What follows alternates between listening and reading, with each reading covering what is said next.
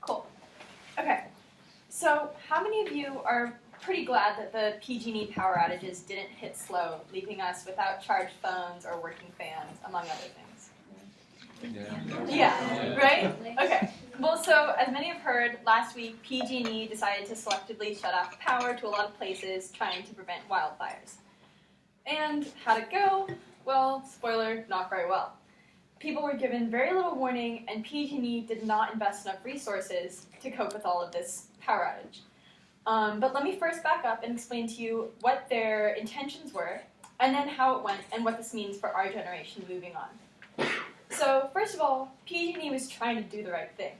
In the past few years, there's been a lot of wildfires caused by their power lines and transformers.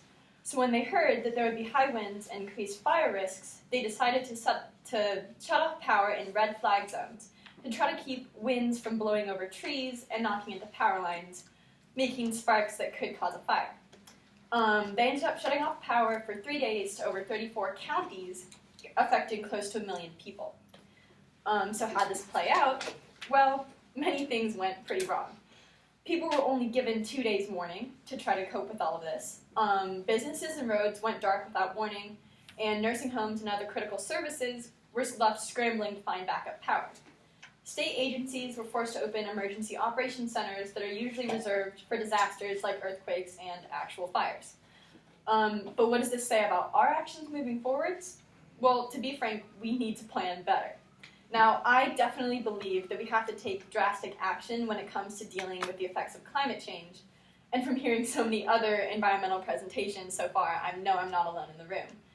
But we need to be smarter and allocate more resources to properly deal with these issues. So our generation is going to be taking on a lot of responsibility when it comes to the climate crisis, and we've got very little time. And so we need to be informed, strategic, and rapid about our actions. And there's going to be backlash from people not wanting to change things for the sake of the planet. And because of mistakes like PG&E's, in the future when we ask them, there's going to be a lot of hesitation and trust issues to make these kind of sacrifices. But climate change is going to continue to cause frequent and more destructive natural disasters. So in the future, how are we going to deal with it? Well, to reiterate, PG&E had the right idea in mind. But our leaders and companies have to commit the time, effort, and cost to better prepare to take these grand actions, and sacrifices may be needed, but they shouldn't be due to people failing to prepare properly. And finally, when it comes to make these decisions, I know our generation is going to do better. Thank you.